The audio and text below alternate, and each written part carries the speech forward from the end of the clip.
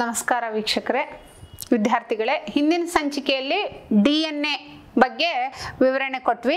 ಏನಂದ್ರೆ DNA molecule Watson ಮತ್ತು ಕ್ರಿಕ್ ಯಾವ ರೀತಿ DNA ಮಾಡೆಲ್ ಬಗ್ಗೆ ಎಕ್ಸ್ಪ್ಲೇನ್ ಮಾಡಿದ್ರು, ಹೇಗಿರುತ್ತೆ, ಎರಡು ಸ್ಟ್ರಾಂಡ್ ಟ್ವಿಸ್ಟ್ ಹೇಗಾಗಿರುತ್ತೆ, ಅದರ ಮೆಜರ್ಮೆಂಟ್ ಏನು, ಅದನ್ನೆಲ್ಲ ಡೀಟೇಲ್ ಆಗಿ ಕಲ್ತಿದ್ದೀರಾ.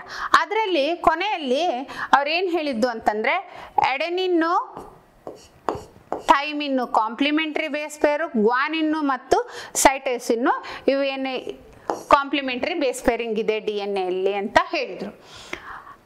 ಎಡಿನಿನ್ ಎಷ್ಟು ಪ್ರಮಾಣದಲ್ಲಿ ಇರುತ್ತೆ ಅಷ್ಟೇ ಥೈಮಿನ್ ಇರುತ್ತೆ, ಎಷ್ಟು ಗ್ವಾನಿನ್ ಇರುತ್ತೆ ಅಷ್ಟೇ ಸೈಟೋಸಿನ್ನು DNA ಒಳಗಿರುತ್ತೆ ಅಂತ ಹೇಳಿದ್ರು. ಇದನ್ನ ಫಸ್ಟ್ ಕೊಟ್ಟವನು ಎರ್ವಿನ್ ಚರ್ಗಾಫ್. ಎರ್ವಿನ್ ಚರ್ಗಾಫ್ ಅನ್ನೋ ಸೈಂಟಿಸ್ಟು ಎಡೆನಿನ್ನು ಮತ್ತು ಗ್ವಾನಿನ್, ಸೈಟೋಸಿನ್ನು, ಥೈಮಿನ್ ಈ ಕಾಂಪ್ಲಿಮೆಂಟರಿ ಬೇಸ್ ಪೇರ್ದ ಪ್ರಮಾಣ ಎಷ್ಟಿರುತ್ತೆ DNA ಅನ್ನೋದನ್ನ ಕೊಟ್ಟಿದ್ದು. ಅದಕ್ಕೆ ಏನು ಹೇಳ್ತೇವೆ, Chargaff rules are equivalent base pairing rule, base pair rule ಅಂತ ಹೇಳ್ತೇವೆ. ಹೆಚ್ಚಾಗಿ ಕೇಳೋದು ಚರ್ಗಾಫ್ ರೂಲ್ ಅಂತ ಕೇಳ್ತಾರೆ. ಇದಕ್ಕೆ ಇನ್ನೂ ಒಂದೇನಂದ್ರೆ ಇಕ್ವಿವೆಲೆಂಟ್ ಬೇಸ್ ಪೇರ್ ರೂಲ್ ಅಂತ ಹೇಳಿದ್ದು. ಇದನ್ನ ಹೇಳಿದ್ಯಾರು? Erwin ಚರ್ಗಾಫ್. He explained the rule of base pairing in the DNA. DNA ಒಳಗೆ ಯಾವ ತರದ ಬೇಸ್ ಪೇರಿಂಗ್ ಇರುತ್ತೆ ಅಂದ್ರೆ, ಎಡೆನಿನ್ನು ಥೈಮಿನ್ಗೆ, ಗ್ವಾನಿನ್ನು ಸೈಟೋಸಿನ್ಗೆ, ಎಡೆನಿನ್ನು ಥೈಮಿನ್ ನಡುವೆ ಎರಡು ವೀಕ್ ಬಾಂಡು ಹೈಡ್ರೋಜನ್ ಬಾಂಡು, ಗ್ವಾನಿನ್ನು ಮತ್ತು ಸೈಟೋಸಿನ್ ಮಧ್ಯೆ 3 ವೀಕ್ ಹೈಡ್ರೋಜನ್ ಬಾಂಡ್ ಇರುತ್ತೆ ಅಂತ ಹೇಳಿದ್ದು. ಓಕೆ, ಸೊ ಇದನ್ನ ಹೇಳ್ದವ್ರು ಯಾರು? Erwin Chargaff. ಅದಕ್ಕೆ ಚರ್ಗಾಫ್ ರೂಲ್ ಅಂತೆ. ಏನು ಹೇಳ್ದ? There is a complementary base pairing in complementary base pairing in DNA. DNA ಒಳಗ ಕಾಂಪ್ಲಿಮೆಂಟರಿ ಬೇಸ್ ಪೇರಿಂಗ್ ಇರುತ್ತೆ. ಏನು base pairing? Adenine always pairs with a thymine, guanine always pairs with a cytosine. ಇದು ಗೊತ್ತಿರೋದೆ ನಿಮಗೆ. ಇಲ್ಲಿ ಎಡೆನಿನ್ಗೆ ಥೈಮಿನ್ನು, ಗ್ವಾನಿನ್ಗೆ cytosine. ಇದಕ್ಕೆ complementary base. Adenine complement with thymine, guanine complement with cytosine. ಅಂದ್ರೆ ಪ್ಯೂರಿನ್ಸ್ ಆಲ್ವೇಸ್ ಕಾಂಪ್ಲಿಮೆಂಟ್ ವಿತ್ ಪಿರಮಿಡಿನ್ಸ್ ಅಂತ ಅರ್ಥ. ಓಕೆ, ಈಗ ಇಲ್ಲಿ ಕಾಂಪ್ಲಿಮೆಂಟರಿ ಬೇಸ್ ಪೇರಿಂಗ್ ಬಗ್ಗೆ DNA ಒಳಗೆ ಯಾವ ತರ ಇರುತ್ತೆ ಅನ್ನೋದು ಹೇಳಿದ್ನಲ್ಲ. ಸೊ ಈ ಒಂದು ರೂಲ್ಸ್ ಏನಿದೆ ನೋಡೋಣ. According to this rule, the amount of adenine is always equal to the amount of thymine. ಎಷ್ಟು ಎಡೆನಿನ್ ಇರುತ್ತೆ ಅಷ್ಟೇ ಥೈಮಿನ್ ಇರುತ್ತೆ, ಹೌದಲ್ವಾ? ಎಲ್ಲಿ ಎಡೆನಿನ್ ಇರುತ್ತೆ ಅಲ್ಲಿ ಥೈಮಿನ್ ಬರುತ್ತಾನೆ. ಹಾಗಾಗಿ ಎಷ್ಟು ಪ್ರಮಾಣದಾಗ ಎಡೆನಿನ್ ಇರುತ್ತೆ ಅಷ್ಟೇ ಪ್ರಮಾಣದಲ್ಲಿ ಥೈಮಿನ್ ಇರುತ್ತೆ. ಮತ್ತು the amount of guanine is always equal to amount of cytosine. ನೋಡಿ, ಗ್ವಾನಿನ್ಗೆ ಯಾವಾಗಲೂ ಸೈಟೋಸಿನ್ ಪೇರ್ ಆಗುತ್ತಾನೆ. ಗ್ವಾನಿನ್ ಎಷ್ಟು ಪ್ರಮಾಣದಲ್ಲಿರುತ್ತೆ ಅಷ್ಟೇ ಪ್ರಮಾಣದಲ್ಲಿ ಸೈಟೋಸಿನ್ ಇರುತ್ತೆ. ಅದೇ ಇದೇನದು ಚರ್ಗಾಫ್ ರೂಲ್. ಈ ಚರ್ಗಾಫ್ ರೂಲ್ ಏನಿದೆ? The amount of adenine is equal to amount of thymine, amount of guanine equals to amount of cytosine equals to cytosine. ಎಷ್ಟು ಎಡೆನಿನ್ ಇದೆ ಅಷ್ಟು ಥೈಮಿನ್, ಎಷ್ಟು ಗ್ವಾನಿನ್ ಇದೆ ಅಷ್ಟು ಸೈಟೋಸಿನ್. ಆರ್ ಎಕ್ಸ್ಚೇಂಜ್, ವೈಸ ವರ್ಸ. ಹೀಗಾದ್ರೂ ತಗೊಳ್ಳಿ, ಹಾಗಾದ್ರೂ ತಗೊಳ್ಳಿ. ಎಡೆನಿನ್ಗೆ ಥೈಮಿನ್, ಗ್ವಾನಿನ್ ಎಷ್ಟು ಅಷ್ಟೇ ಸೈಟೋಸಿನ್. ಯಾಕಂತಂದ್ರೆ adenine pairs to thymine with 2 weak hydrogen bond, guanine pairs with cytosine. Adenine ಯಾವಾಗಲೂ ಥೈಮಿನಿಗೆ ಪೇರ್ ಆಗಿರುತ್ತೆ, ಗ್ವಾನಿನ್ ಯಾವಾಗಲೂ ಸೈಟೋಸಿನ್ಗೆ ಪೇರ್ ಆಗಿರುತ್ತೆ. ಆದ್ದರಿಂದ ಎಡೆನಿನ್ ಎಷ್ಟು ಪ್ರಮಾಣದಲ್ಲಿರುತ್ತೆ ಅಷ್ಟೇ ಥೈಮಿನ್ ಇರುತ್ತೆ, ಗ್ವಾನಿನ್ ಎಷ್ಟು ಪ್ರಮಾಣದಲ್ಲಿರುತ್ತೆ ಅಷ್ಟೇ ಸೈಟೋಸಿನ್ ಇರುತ್ತೆ. ಆದರೆ ಇವೆರಡರ ಮಧ್ಯೆ 2 ಬಾಂಡ್ ಇರುತ್ತೆ. ಇವೆರಡರ ಮಧ್ಯೆ ಗ್ವಾನಿನ್ ಮತ್ತು ಸೈಟೋಸಿನ್ ಮಧ್ಯೆ 3 hydrogen bond. The ratio of adenine and guanine to that of thymine and cytosine is always equals to 1. This is actual statement. ಏನ್ statement? The ratio of adenine and guanine. Adenine ಮತ್ತು guanine ಏನಿದು? ಪ್ಯೂರಿನ್ಸ್ ತಾನೆ. ಥೈಮಿನ್ನು, ಸೈಟೋಸಿನ್ನು ಇವೇನು?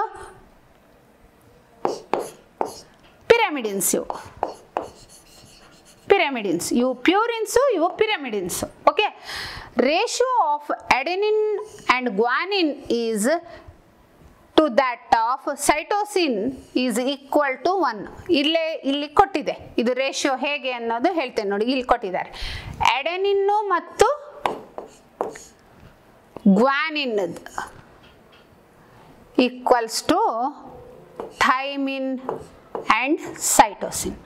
When you take this side, ಈಗ mathematical application ಹಾಕಿ ಇದನ್ನು ಇವಾಗ ಇದ್ರ ಕೆಳಗೆ ತಂದಾಗ ಏನಾಗುತ್ತೆ, ಇದು ಈಕ್ವಲ್ಸ್ ಟು 1.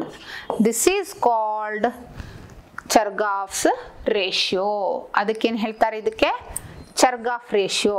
ಎಡೆನಿನ್ನು ಮತ್ತು ಗ್ವಾನಿನ್ನದ ಜೊತೆಯಲ್ಲಿ ಥೈಮಿನ್ನು ಸೈಟೋಸಿನದ ರೇಷಿಯೋ ತಗೊಂಡಾಗ ಇವೆರಡರ ರೇಷಿಯೋ ಯಾವಾಗಲೂ ಈಕ್ವಲ್ಸ್ ಟು 1 ಇರುತ್ತೆ.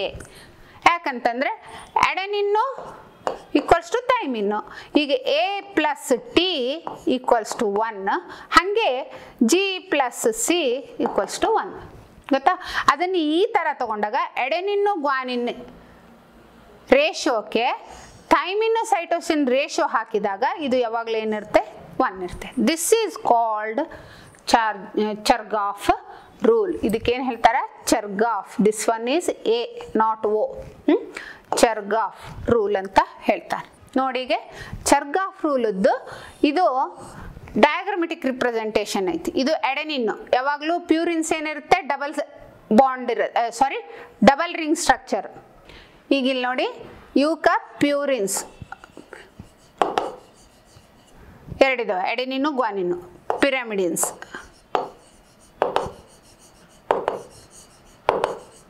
ಥೈಮಿನ್ನು ಮತ್ತು ಸೈಟೋಸಿನ್ನು. ಇದು ಯಾವಾಗಲೂ purines double ring structure, pyrimidines single ring structure. ಪ್ಯೂರಿನ್ಗೆ ಯಾವಾಗಲೂ ಪಿರಮಿಡಿನ್ನು ಪೇರ್ ಆಗುತ್ತೆ, ಎಡೆನಿನ್ಗೆ ಯಾವಾಗಲೂ ಥೈಮಿನ್ ಆಗುತ್ತೆ, ಗ್ವಾನಿನ್ಗೆ ಯಾವಾಗಲೂ ಸೈಟೋಸಿನ್ ಆಗುತ್ತೆ. Okay, adenine equals to thymine, guanine equals to cytosine.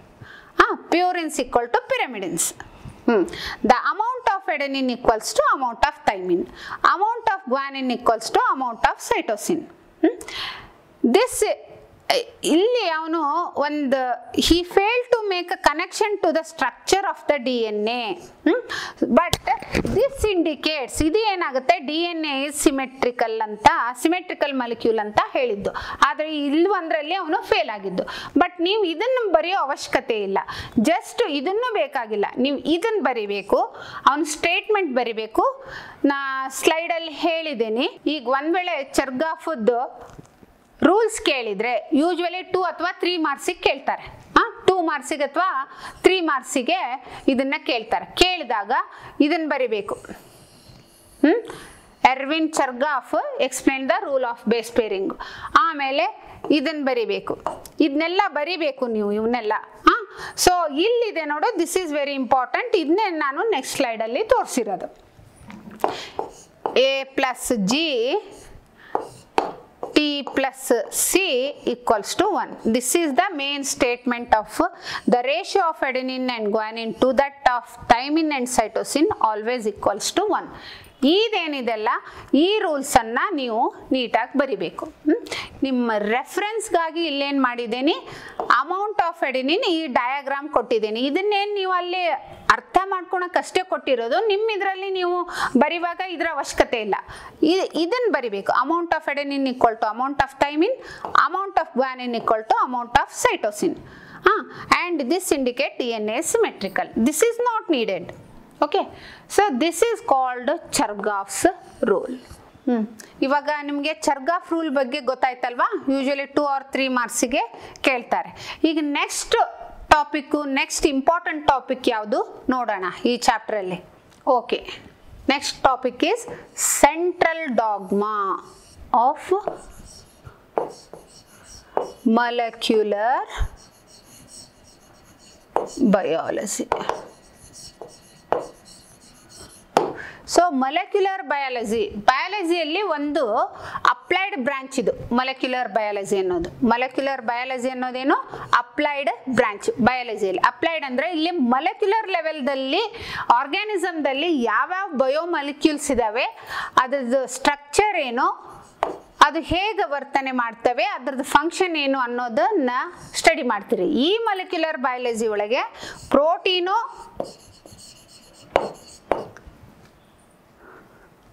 DNA ಮತ್ತು RNA ಇದ್ರ ಬಗ್ಗೆ ತುಂಬಾ ಸ್ಟಡಿ ಮಾಡ್ತೀರಿ ಮಾಲಿಕ್ಯುಲರ್ ಬಯಾಲಜಿ. ಈ molecular biology main milestone work ಆಗಿರೋದು ಯಾವಾಗ ಅಂತಂದ್ರೆ, ಇದು DNA ಬಗ್ಗೆ ಏನು ವ್ಯಾಟ್ಸನ್ ಅಂಡ್ ಕ್ರಿಕ್ ಹೇಳಿದ್ರಲ್ವಾ, ಸೊ ಬೇರೆ ಬೇರೆ ಸೈಂಟಿಸ್ಟ್ ಹೇಳಿದ್ರು, ವ್ಯಾಟ್ಸನ್ ಅಂಡ್ ಕ್ರಿಕ್ ಮಾಡೆಲ್ ಕೊಟ್ಟರು. ಆ ನಂತರ ಈ DNA ಬಗ್ಗೆ ಅವ್ರು ಏನು ಹೇಳಿದ್ದು ಅಂತಂದ್ರೆ ರೆಪ್ಲಿಕೇಶನ್ ಹೇಳಿದ್ರು. DNA replication, DNA genetic material ಅನ್ನೋದ್ರ ಬಗ್ಗೆ ಬೇಜಾನ್ ಎಕ್ಸ್ಪೆರಿಮೆಂಟ್ ಮಾಡಿ ಅದನ್ನು ಎವಿಡೆನ್ಸ್ ಕೊಟ್ಟಿದ್ದಾರೆ, ಅದನ್ನು ಮುಂದೆ ಕಲಿತೀರಾ. ಆದರೆ DNA-ಗೆ ಇನ್ನೊಂದು ಪ್ರಾಪರ್ಟಿ ಏನಿದೆ ಅಂದ್ರೆ ರೆಪ್ಲಿಕೇಶನ್ ಪ್ರಾಪರ್ಟಿ. ರೆಪ್ಲಿಕೇಶನ್ ಅಂತಂದ್ರೆ ದಟ್ ಮಲ್ಟಿಪ್ಲೈಸ್ ಇಟ್ ಸೆಲ್ಫ್, ತನ್ನಷ್ಟಕ್ಕೆ ತಾನೇ ಏನಾಗುತ್ತೆ ಡಬಲ್ ಸ್ಟ್ಯಾಂಡು ಸಿಂಗಲ್ ಸ್ಟ್ಯಾಂಡ್ ಆಗಿ ಆಮೇಲೆ ಏನಾಗುತ್ತೆ ಇನ್ನೊಂದು DNA ತನ್ನಷ್ಟಕ್ಕೆ ತಾನೇ ತಯಾರಾಗುತ್ತೆ. ಅದಕ್ಕೆ ರೆಪ್ಲಿಕೇಶನ್ ಅಂತ ಹೇಳ್ತೇವೆ. ಓಕೆ, ಇದ್ರ ಬಗ್ಗೆನೂ ಕಲಿತೀರಾ. ತನ್ನಷ್ಟಕ್ಕೆ ತಾನೇ ಅದೇನು ಮಾಡ್ತೈತೆ, ತನಗೆ ಬೇಕಾದಾಗ ಡಬಲ್, ಬೇಕಾದಾಗ ಅನ್ನೋದಕ್ಕಿಂತ ಯಾವಾಗಲೂ ಸೆಲ್ ಒಳಗೆ ಕೋಶದಲ್ಲಿ ಎಲ್ಲಿರುತ್ತೆ DNA, ನ್ಯೂಕ್ಲಿಯಸ್ದಲ್ಲಿ ಇರುತ್ತೆ. ನ್ಯೂಕ್ಲಿಯಸ್ದಲ್ಲಿ DNA ಇರುತ್ತೆ. ಅದು ಬಿಟ್ಟರೆ ಕ್ಲೋರೋಪ್ಲಾಸ್ಟು ಮತ್ತು ಮೈಟೊಕಾಂಡ್ರಿಯಾ ಅಂತ ಹೇಳಿದ್ವಿ, ಅದು ತುಂಬ ಸ್ವಲ್ಪ ಪ್ರಮಾಣದಲ್ಲಿರುತ್ತೆ, ಅದಕ್ಕೆ ಎಕ್ಸ್ಟ್ರಾ ಕ್ರೋಮೋಸೋಮಲ್ ಅಂತ ಹೇಳಾಗಿದೆ. ಈ ನ್ಯೂಕ್ಲಿಯಸ್ದಾಗ ಯಾವಾಗಲೂ ಸೆಲ್ ಕಂಡೀಷನ್ದಾಗ ಎಲ್ಲವಾಗೂ ಹೇಗಿರುತ್ತೆ, ಸೆಲ್ ಕಂಡೀಷನ್ದಲ್ಲಿ ಈಗ ನಾರ್ಮಲ್ ಸೆಲ್ ಕಂಡೀಷನ್ದಲ್ಲಿ ನಾರ್ಮಲ್ ಇದ್ದಾಗ ನ್ಯೂಕ್ಲಿಯಸ್ದಲ್ಲಿ DNA ಕ್ರೊಮ್ಯಾಟಿನ್ ಮೆಟೀರಿಯಲ್ಲು ಥ್ರೆಡ್ ರೂಪದಲ್ಲಿರುತ್ತೆ, ಈ ಥರ ಥ್ರೆಡ್ ರೂಪದಲ್ಲಿ ಇರುತ್ತೆ. ಅದೇ ಸೆಲ್ ಡಿವಿಷನ್ ಆಗುವಾಗ, ಸೆಲ್ ಡಿವಿಷನ್, ಈಗ ಸೆಲ್ ಡಿವಿಷನ್ ಆಗ್ತಾ ಇರುವಾಗ normal state of nucleus, normal state of nucleus ತಗೊಂಡಾಗ ನ್ಯೂಕ್ಲಿಯಸ್ದಲ್ಲಿ DNA or chromatin material thread like ಇರುತ್ತೆ, ಇದಕ್ಕೆ ಕ್ರೊಮ್ಯಾಟಿನ್ ಮೆಟೀರಿಯಲ್ ಅಂತ ಹೇಳ್ತೇವೆ. ಕ್ರೊಮ್ಯಾಟಿನ್ ಮೆಟೀರಿಯಲ್ ನೋಡಿ, ಇಲ್ಲಿ ಇದರಲ್ಲೇ ಗೊತ್ತಾಗುತ್ತೆ, ಇವು ಲ್ಯಾಟಿನ್ ವರ್ಡ್. ಕ್ರೋಮಾ ಅಂದ್ರೆ ಕಲರ್, ಟಿನ್ ಅಂತಂದ್ರೆ thread. Coloured thread present in the nucleus called chromatin material. Chroma ಅಂದ್ರೆ ಕಲರು, ಟಿನ್ ಅಂದ್ರೆ ಥ್ರೆಡ್. ಅಂದ್ರೆ colored thread like structure present in the nucleus. ನ್ಯೂಕ್ಲಿಯಸ್ದಾಗ ಒಂದು ಕಲರ್ ನೀವೇನು ಮಾಡ್ತೀರಾ, ಸ್ಟೇನ್ ಮಾಡ್ತೀರಾ. ಕೆಲವೊಂದು ಸ್ಟೇನ್ ಬಣ್ಣವನ್ನು ಯೂಸ್ ಮಾಡ್ತೇವೆ, ಪಿಗ್ಮೆಂಟ್ ಯೂಸ್ ಮಾಡ್ತೇವೆ ಅಥವಾ ಕಲರ್ಸ್ ಯೂಸ್ ಮಾಡ್ತೇವೆ. ಅದಕ್ಕೆ ತಕ್ಕಂಗೆ ಯಾವಾಗ ಇದು ಏನು ಮಾಡುತ್ತೆ, ಈ ಥ್ರೆಡ್ ಟ್ರಾನ್ಸ್ಪರೆಂಟೇ ಇರುತ್ತೆ, ಆದರೆ ಅದು ಅದ್ರ ಬಣ್ಣ ತಗೊಂಡಾಗ ಏನಾಗುತ್ತೆ, ಅದು ಪಿಂಕ್ ಕಲರ್ ಆಗಿ ಚೇಂಜ್ ಆಗುತ್ತೆ, ಅವಾಗ ಇದು ಕಲರ್ ಕಾಣಿಸುತ್ತೆ. ಸೊ ಈ ಕಲರ್ ಥ್ರೆಡ್ಡಿಗೆ ನಾವು ಕ್ರೊಮ್ಯಾಟಿನ್ ಮೆಟೀರಿಯಲ್, ಇದೇ ಜೆನೆಟಿಕ್ ಮೆಟೀರಿಯಲ್ ಯಾವಾಗ normal state of the cell. ಈಗ ನಾರ್ಮಲ್ ಸ್ಟೇಟ್ದಲ್ಲಿ ಸೆಲ್ದಲ್ಲಿ ಅಥವಾ ನ್ಯೂಕ್ಲಿಯಸ್ಸಲ್ಲಿ ಹೀಗಿರುತ್ತೆ. ಅದೇ ಸೆಲ್ ಡಿವಿಷನ್ ಆಗುವಾಗ, cell division, cell division 2 types ಇದೆ. ಒಂದು ಮೈಟೋಸಿಸ್, ಇನ್ನೊಂದು ಮಿಯೋಸಿಸ್. 2 ಥರದ ಸೆಲ್ ಡಿವಿಷನ್ ಅದ. ಈಗ ಜನರಲಿ ಆಗೋದು ಮೈಟೋಸಿಸ್, ಜಸ್ಟ್ ಒಂದು ಸೆಲ್ ಇದ್ದದ್ದು 2 ಆಗೋದು. ಸೆಲ್ ಡಿವಿಷನ್ ಆಗೋಕ್ಕಿಂತ ಮೊದಲು ಈ ಕ್ರೊಮ್ಯಾಟಿನ್ ಮೆಟೀರಿಯಲ್ಲು ಈ ನ್ಯೂಕ್ಲಿಯಸ್ದಾಗಿರುವಂಥದ್ದು ಇದೇನಾಗುತ್ತೆ, ಕಂಡೆನ್ಸ್ ಆಗಿ ತನ್ನಷ್ಟಕ್ಕೆ ತಾನೇ ಕಂಡೆನ್ಸ್ ಆಗಿ ಸ್ಪ್ರಿಂಗ್ ಲೈಕ್ ಆಗಿ ಕೊನೆಗೆ ಏನಾಗುತ್ತೆ, ಕ್ರೋಮೋಸೋಮ್ ಆಗಿ ಮಾರ್ಪಾಟಾಗುತ್ತೆ. ಯಾವಾಗ ಸೆಲ್ ಡಿವಿಷನ್ ಆಗುವಾಗ ಮಾತ್ರ ಇದೇನಾಗುತ್ತೆ, ಕಂಡೆನ್ಸ್ ಆಗಿ ಕ್ರೋಮೋಸೋಮ್ ಆಗಿ ಪರಿವರ್ತನೆ ಆಗುತ್ತೆ. ಈ ಕ್ರೋಮೋಸೋಮ್ದಲ್ಲಿ ಈ ಎಲ್ಲ ಕ್ರೊಮ್ಯಾಟಿನ್ ಮೆಟೀರಿಯಲ್ ಏನು ಅಡಗಿರುತ್ತೆ. ಈ ಕ್ರೋಮೋಸೋಮ್ ನಂಬರ್ ಯಾವಾಗಲೂ ಪ್ರತಿಯೊಂದು ಸ್ಪೀಸಿಗೂ ಫಿಕ್ಸ್ ಇರುತ್ತೆ. ಈಗ ಹ್ಯೂಮನ್ದಲ್ಲಿ 46 ಕ್ರೋಮೋಸೋಮು ತಯಾರಾಗುತ್ತೆ. ಇಷ್ಟು ಕ್ರೊಮ್ಯಾಟಿನ್ ಮೆಟೀರಿಯಲ್ದಿಂದ 46. ಸೆಲ್ ಡಿವಿಷನ್ ಆಗುವಾಗ ಮಾತ್ರ ಏನಾಗುತ್ತೆ, ಇದು ಕಂಡೆನ್ಸ್ ಆಗುತ್ತೆ. ಉಳುಕಿ ಟೈಮ್ದಲ್ಲಿ ಥ್ರೆಡ್ ಆಗಿ ಇರುತ್ತೆ. ಓಕೆ, ಇಲ್ಲಿ ಸೆಲ್ ಡಿವಿಷನ್ ಆಗುವಾಗ ಕಂಡೆನ್ಸ್ ಆಗುತ್ತಲ್ಲ, ಈ ಕಂಡೆನ್ಸ್ ಈ ಕ್ರೋಮೋಸೋಮ್ ಆಗೋಕ್ಕಿಂತ ಮೊದಲು ಏನಾಗುತ್ತೆ, ಈ ಡಿವಿಷನ್ ಆಗೋಕ್ಕಿಂತ ಮೊದಲು ಒಂದು ಸ್ಟೇಜ್ ಆಗುತ್ತೆ. ಅದನ್ನ ನೀವು ಲಾಸ್ಟ್ ಇಯರ್ ಸ್ಟಡಿ ಮಾಡಿದ್ದೀರಾ, ಇಂಟರ್ಫೇಸ್ ಅಂತ ಹೇಳ್ತೀವಿ. ಅದಕ್ಕೆ ಇಂಟರ್ಫೇಸ್ ಅಂತ ಹೇಳ್ತೇವೆ. ಈ ಇಂಟರ್ಫೇಸ್ನಾಗ ಏನಾಗುತ್ತೆ, ಈ ಎಷ್ಟು DNA ಇರುತ್ತೆ ಇದು ಡಬಲ್ ಆಗುತ್ತೆ. ಆ ಡಬಲ್ ಆಗೋ ಪ್ರೊಸೆಸ್ಗೆ replication ಅಂತೇವೆ.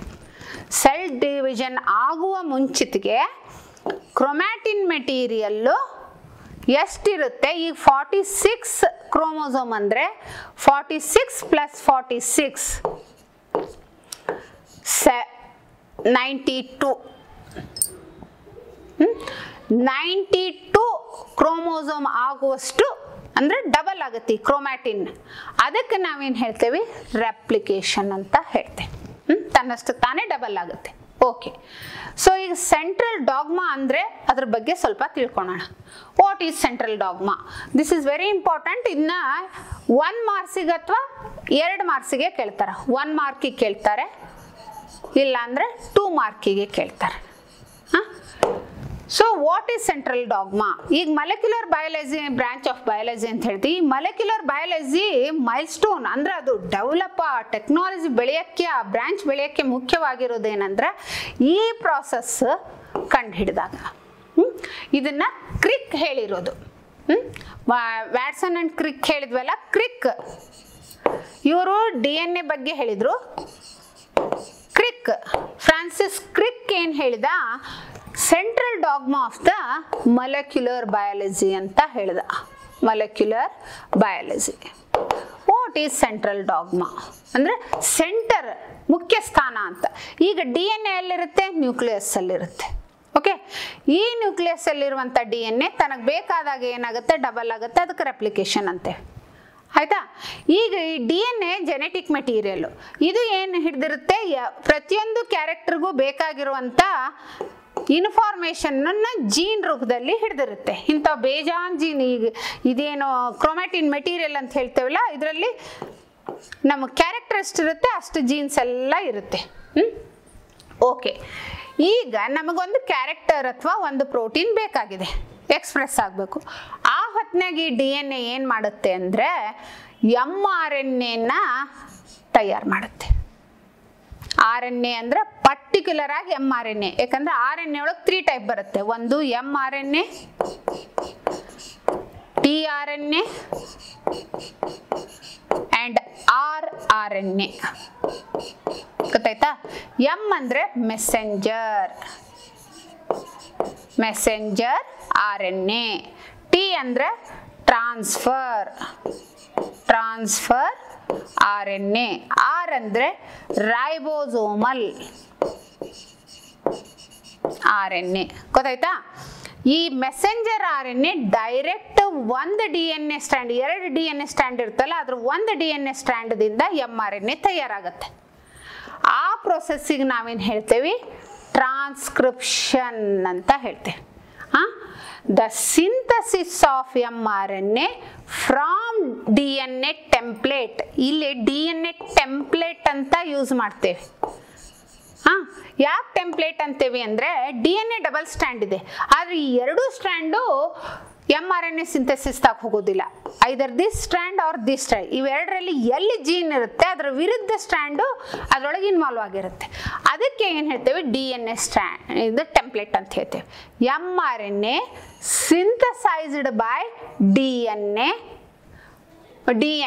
template, one of the DNA template. That process is called transcription. ಅದಕ್ಕೆ ಏನು ಹೇಳ್ತೇವೆ, ಟ್ರಾನ್ಸ್ಕ್ರಿಪ್ಷನ್ ಅಂತ. ನೋಡಿ, mRNA, this is not RNA, mRNA synthesis by one of the strand of the DNA, DNA template. ಇದನ್ನು please ಅರ್ಥ ಮಾಡ್ಕೊಳ್ಳಿ. So ಒಂದು DNA ಟೆಂಪ್ಲೇಟ್ದಿಂದ mRNA synthesis ಆಗುವಂಥ ಪ್ರೊಸೆಸ್ಗೆ ಏನು ಹೇಳ್ತೇವೆ, ಟ್ರಾನ್ಸ್ಕ್ರಿಪ್ಷನ್. ಎಲ್ಲಾಗುತ್ತೆ ಈ ಟ್ರಾನ್ಸ್ಕ್ರಿಪ್ಷನ್ ಪ್ರೊಸೆಸ್ಸು? ಈ ಪ್ರೊಸೆಸ್ ಎಲ್ಲಾಗುತ್ತೆ, mRNA ಸಿಂಥಸಿಸ್ ಎಲ್ಲಾಗುತ್ತೆ? DNA ಎಲ್ಲಿದೆ? DNA ಎಲ್ಲಿರುತ್ತೆ ಅಲ್ಲೇ ಈ ಪ್ರೊಸೆಸ್ ಆಗುತ್ತೆ. DNA ಎಲ್ಲಿರುತ್ತೆ? ನ್ಯೂಕ್ಲಿಯಸ್ದಲ್ಲಿರುತ್ತೆ.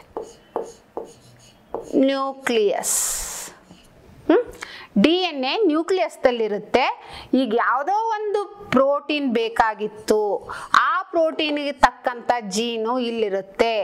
ಆ ಜೀನ್ ಸಿಂಥೆಸಿಸ್ ಯಾವ ರೂಪದಾಗ ಆಗುತ್ತೆ? mRNA ರೂಪದಾಗ ಆಗುತ್ತೆ.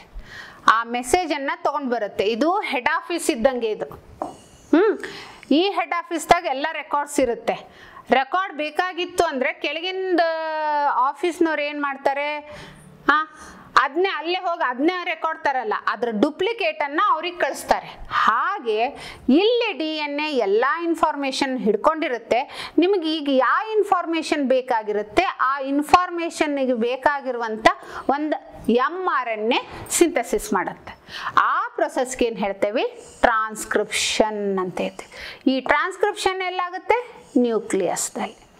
It is a process of synthesis of mRNA from one template or one strand of DNA is called transcription. Okay, ನಿಮಗೆ ಬೇಕಾಗಿರೋದೇನು? ಒಂದು ಪ್ರೋಟೀನ್ ತಾನೆ. ಒಂದು ಪ್ರೋಟೀನ್ ಅಂದ್ರೆ ಒಂದು ಕ್ಯಾರೆಕ್ಟರ್ದ ಎಕ್ಸ್ಪ್ರೆಷನ್. ನಾನು ತುಂಬಾ ಸರಿ ಹೇಳಿದ್ದೇನೆ, ಒಂದು ಕ್ಯಾರೆಕ್ಟರ್ ಅಂದ್ರೆ ಒಂದು ಜೀನ್, ಒಂದು ಜೀನ್ ಅಂದ್ರೆ ಒಂದು ಪ್ರೋಟೀನ್. ಒಂದು ಕ್ಯಾರೆಕ್ಟರ್ಗೆ ಒಂದು ಜೀನ್ ಇರುತ್ತೆ. ಆ ಜೀನಲ್ಲಿ ಯಾವಾಗಲೂ ಎಕ್ಸ್ಪ್ರೆಸ್ ಆಗೋದು ಪ್ರೋಟೀನ್ ರೂಪದಲ್ಲಿ. ಈ ಪ್ರೋಟೀನಿಗೆ ಬೇಕಾಗಿರುವಂಥ ಅಮೈನೋ ಆಸಿಡ್ ಇನ್ಫಾರ್ಮೇಷನ್ ಈ ಜೀನ್ ಒಳಗಿರುತ್ತೆ. ಇದು ಒಂದು ಕ್ಯಾರೆಕ್ಟರ್ ಅಂತ ಹೇಳ್ತೇವೆ. ಈ ಜೀನು DNA ಒಳಗಿರುತ್ತೆ. ಈಗ ನಿಮ್ಗೆ ಆ ಕ್ಯಾರೆಕ್ಟರ್ ಅಥವಾ ಆ ಪ್ರೋಟೀನ್ ಬೇಕಾಗಿತ್ತು ಅಂದ್ರೆ ಅವಾಗ DNA ಏನು ಮಾಡುತ್ತೆ? ತನ್ನ ಪಾರ್ಟನ್ನೇ ಕಳಿಸಲ್ಲ, ಅದ್ರ ಡುಪ್ಲಿಕೇಟ್ ಅನ್ನು ಕಳಿಸ್ತೈತಿ. ಯಾವ ರೂಪದಲ್ಲಿ? mRNA ರೂಪದಲ್ಲಿ. ಆ ಪ್ರೊಸೆಸ್ಗೆ ಏನು ಹೇಳ್ತೇವೆ? ಟ್ರಾನ್ಸ್ಕ್ರಿಪ್ಷನ್. ಓಕೆ, ಈಗಿಲ್ಲೇ ಇನ್ಫಾರ್ಮೇಶನ್ ಬಂತು ನಿಮಗೆ, ಬಟ್ ಅದು ಪ್ರೋಟೀನ್ ಯಾವುದು ಅನ್ನೋದು ಕನ್ವರ್ಟ್ ಆಗ್ಬೇಕು ತಾನೆ. ಈ mRNA ಏನು ಮಾಡುತ್ತೆ? ನ್ಯೂಕ್ಲಿಯಸ್ದಿಂದ ಹೊರಗೆ ಬರುತ್ತೆ. ಹೊರಗೆ ಬಂದು ರೈಬೋಸೋಮ್ದಾಗ ಹೋಗಿ ಅಲ್ಲಿ ಏನು ಮಾಡುತ್ತೆ ಅಂತಂದ್ರೆ ತನ್ನದು ಏನು ಕೋಡೆಡ್ ಲ್ಯಾಂಗ್ವೇಜ್ ಇದೆ ಅಲ್ವಾ, ಅದನ್ನೇನು ಮಾಡುತ್ತೆ? ಅಮೈನೋ ಆಸಿಡ್ ಚೈನ್ ಅನ್ನಾಗಿ ಮಾಡುತ್ತೆ. ಆ ಅಮೈನೋ ಆಸಿಡ್ ಚೈನಿಗೆ ಏನು ಹೇಳ್ತೇವೆ ಅಂದ್ರೆ ಪಾಲಿಪೆಪ್ಟೈಡ್ ಚೈನ್ ಅಂದ್ರೂ ಒಂದೇ, ಪ್ರೋಟೀನ್ ಅಂದ್ರೂ ಒಂದೇ. Polypeptide chain. ಪಾಲಿ ಅಂದ್ರೆ ಮೆನಿ, ಪೆಪ್ಟೈಡ್ ಅಂದ್ರೆ ಎರಡು ಅಮೈನೋ ಆಸಿಡ್ ಮಧ್ಯೆ ಇರುವಂತ ಲಿಂಕಿಗೆ ಪೆಪ್ಟೈಡ್ ಲಿಂಕೇಜ್ ಅಂತ ಹೇಳ್ತೇವೆ. ಪೆಪ್ಟೈಡ್ ಅಂದ್ರೆ ಎರಡು ಅಮೈನೋ ಆಸಿಡ್, ಹಂಗ ಚೈನ್ ಆಫ್ ಅಮೈನೋ ಆಸಿಡ್ ಇದ್ದಾಗ ಅದಕ್ಕೆ ಪಾಲಿಪೆಪ್ಟೈಡ್ ಚೈನ್. ಈಗ ಪಾಲಿನ್ಯೂಕ್ಲಿಯೋಟೈಡ್ ಚೈನ್ ಅಂತ ಹೇಳಿದ್ವಲ್ಲ, ಅದೇ ರೀತಿ ಪ್ರೋಟೀನ್ ನಲ್ಲಿ ಅಮೈನೋ ಆಸಿಡ್ ಜಾಯಿನ್ ಆದಾಗ ಪಾಲಿಪೆಪ್ಟೈಡ್ ಚೈನ್ ಅಂತ ಹೇಳ್ತೇವೆ. ಈಗ ಗೊತ್ತಾಯ್ತಲ್ವಾ? ಫಸ್ಟು DNA ತನ್ನಷ್ಟು ತಾನೇ ರೆಪ್ಲಿಕೇಟ್ ಆಗುತ್ತೆ, ಡಬಲ್ ಆಗುತ್ತೆ ಬೇಕಾದಾಗ, ಸೆಲ್ ಡಿವಿಷನ್ ಆಗುವಾಗ. ಆದರೆ ಈಗೊಂದು ಪ್ರೋಟೀನ್ ಬೇಕಾಗಿತ್ತಂದ್ರೆ ಈ DNA ಒಂದು ಸ್ಟ್ರ್ಯಾಂಡ್ದಿಂದ ಒಂದು mRNA ಸಿಂಥಸಿಸ್ ಆಗುತ್ತೆ. ಈ ಪ್ರಾಸೆಸ್ಗೆ ಟ್ರಾನ್ಸ್ಕ್ರಿಪ್ಷನ್ ಅಂತ ಹೇಳ್ತಾರೆ. ಇದು ಯಾವಾಗಲೂ ನ್ಯೂಕ್ಲಿಯಸ್ದಲ್ಲಿ ಆಗುತ್ತೆ. ಆಮೇಲೆ ಈ mRNA ನ್ಯೂಕ್ಲಿಯಸ್ದಿಂದ ಹೊರಗೆ ಬಂದು ಅದು ಎಲ್ಲಿ ಹೋಗುತ್ತೆ? ರೈಬೋಸೋಮ್ದಲ್ಲಿ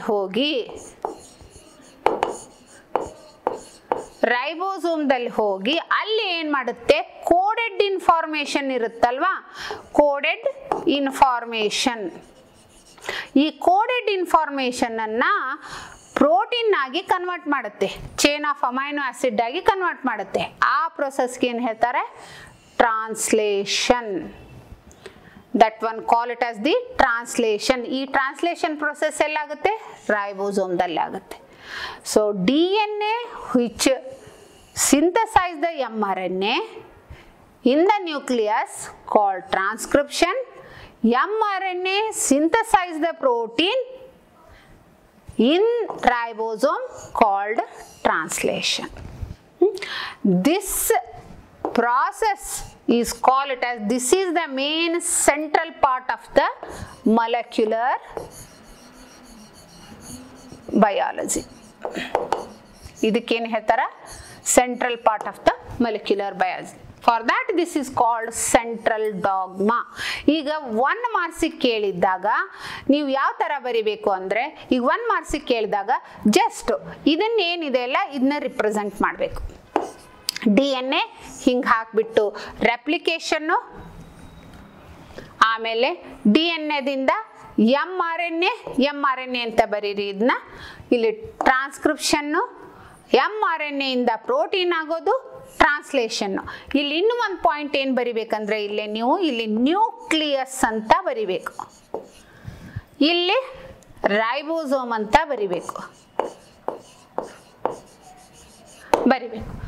1 ಮಾರ್ಕ್ಸಿಗೆ ಜಸ್ಟ್ ಇಷ್ಟು ಹಾಕೋದು. ಅದೇ 2 ಮಾರ್ಕ್ಸಿಗೆ ಕೇಳಿದಾಗ DNA 1 ಟೆಂಪ್ಲೇಟು mRNA ಸಿಂಥೆಸಿಸ್ ಮಾಡುತ್ತೆ, ಅದಕ್ಕೆ ಟ್ರಾನ್ಸ್ಕ್ರಿಪ್ಷನ್ ಅಂತಾರೆ, ಅದು ನ್ಯೂಕ್ಲಿಯಸ್ ಅಲ್ಲಿ ಆಗುತ್ತೆ. mRNA ಪ್ರೋಟೀನ್ ಆಗಿ ಕನ್ವರ್ಟ್ ಮಾಡುತ್ತೆ, ಅದಕ್ಕೆ ಟ್ರಾನ್ಸ್ಲೇಷನ್ ಅಂತಾರೆ, ಅದು ರೈಬೋಸೋಮ್ದಾಗಿರುತ್ತೆ. You have to write for 2 marks. ಗೊತ್ತಾಯ್ತಲ್ಲ? 2 ಮಾರ್ಕ್ಸಿಗೆ ಇದನ್ನ ಸ್ಟೇಟ್ಮೆಂಟ್ ಬರಿಬೇಕು, 1 ಮಾರ್ಕ್ಸಿಗೆ ಈ ಡಯಾಗ್ರಾಮ್ ಹಾಕಬೇಕು. This is called central dogma. ಇದೇ ಬೇಸ್ ಮೇಲೆ ಮಾಲಿಕ್ಯುಲರ್ ಬಯಾಲಜಿ ನಡೀತಾ ಇರೋದು. Okay, this is about the hand. One more thing I will tell. ನೋಡಿ, ಯಾವಾಗಲೂ DNA ಇಂದಾನೇ mRNA RNA ಸಿಂಥಸಿಸ್ ಆಗೋದು. DNA RNA ಎಲ್ಲಾನು ಸಿಂಥಸಿಸ್ ಮಾಡೋ DNAನೇ. ಬಟ್ ಕೆಲವೊಂದು ವೈರಸ್ ಅಲ್ಲಿ ಏನಾಗುತ್ತೆ ಅಂದ್ರೆ ಎಲ್ಲ ಲಿವಿಂಗ್ ಥಿಂಗ್ಸ್ ಅಲ್ಲೂ DNA ದಿಂದ RNAನೇ ಆಗೋದು. ಆದ್ರೆ ಕೆಲವೊಂದು ವೈರಸಸ್ ಅಲ್ಲಿ these are not, we don't call it as living things, these are call it as the living entities. You can ಹೇಳ್ತೇವೆ living entities. ಯಾಕೆ ಲಿವಿಂಗ್ ಆಂಟಿಟೀಸ್ ಅಂತೇವೆ ಅಂದ್ರೆ ಇದು ಲಿವಿಂಗ್ ಕ್ಯಾರೆಕ್ಟರ್ ತೋರಿಸ್ತೈತಿ, ನಾನ್ ಲಿವಿಂಗ್ ಕ್ಯಾರೆಕ್ಟರ್ ತೋರಿಸ್ತೈತಿ.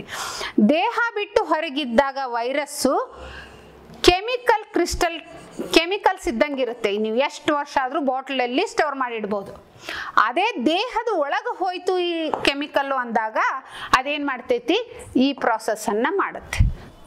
ಅದು ಡಬಲ್ ಆಗುತ್ತೆ. ಈ ಮಷಿನರಿ ಯೂಸ್ ಮಾಡಿಕೊಂಡು, ಇದೇನ್ ಮಷಿನರಿ ಇದೆ ಅಲ್ವಾ, ಈ ಮಷಿನರಿ ಯೂಸ್ ಮಾಡಿಕೊಂಡು ಡಬಲ್ ಆಗಿ ನ್ಯೂಮರಸ್ ಆಗಿ ಡಿಸೀಸ್ ಕಾಸ್ ಮಾಡುತ್ತೆ. ಕೆಲವೊಂದು ವೈರಸ್ ಅಲ್ಲಿ ಏನಾಗುತ್ತೆ, RNA ಇಂದ DNA ಆಗುತ್ತೆ. ಯಾವಾಗಲೂ DNA ಇಂದ RNA ಆಗುತ್ತೆ. ಆ ಪ್ರೊಸೆಸ್ಗೆ ಏನು ಹೇಳ್ತೇವೆ, ಟ್ರಾನ್ಸ್ಕ್ರಿಪ್ಷನ್ ಅಂತ ಹೇಳ್ತೇವೆ. ಕೆಲವೊಂದು ವೈರಸ್ನಲ್ಲಿ RNA, ಯಾಕಂದ್ರೆ ಅದರದ್ದು ಜೆನೆಟಿಕ್ ಮೆಟೀರಿಯಲ್ RNAನೇ ಇರುತ್ತೆ, RNA ಇಂದ DNA ಆಗುತ್ತೆ. ಅಂತದಕ್ಕೆ ಏನು ಹೇಳ್ತೇವೆ, ರಿವರ್ಸ್ ಟ್ರಾನ್ಸ್ಕ್ರಿಪ್ಷನ್ ಅಂತೆ. What is reverse transcription? The RNA which synthesize the DNA, that is called reverse transcription. Always DNA synthesize the mRNA, but in some viruses RNA which synthesize the DNA. ಈಗ ಇದು ಹೇಳ್ತಾವಲ್ಲ, AIDS, HIV virus, ಈ corona virus, ಇವೆಲ್ಲ ಏನಾಗುತ್ತೆ ಅಂದ್ರೆ reverse transcription ಅನ್ನ ಮಾಡುತ್ತೆ. Reverse transcription ಮಾಡಿ ತನ್ನ ನಂಬರ್ ಅನ್ನ ಜಾಸ್ತಿ ಮಾಡ್ಕೊಂಡು ಅದೇನಾಗುತ್ತೆ, ಡಿಸೀಸ್ ಕಾಸ್ ಮಾಡುತ್ತೆ. ನಾವು ಯು ಗಾಟ್ ದ ಐಡಿಯಾ. ಈಗ ನಿಮಗೆ ಇದ್ರ ಬಗ್ಗೆ ತಿಳಿದಿದೆ. ರಿವರ್ಸ್ ಟ್ರಾನ್ಸ್ಕ್ರಿಪ್ಷನ್ ಅಂದ್ರೆ ಏನು?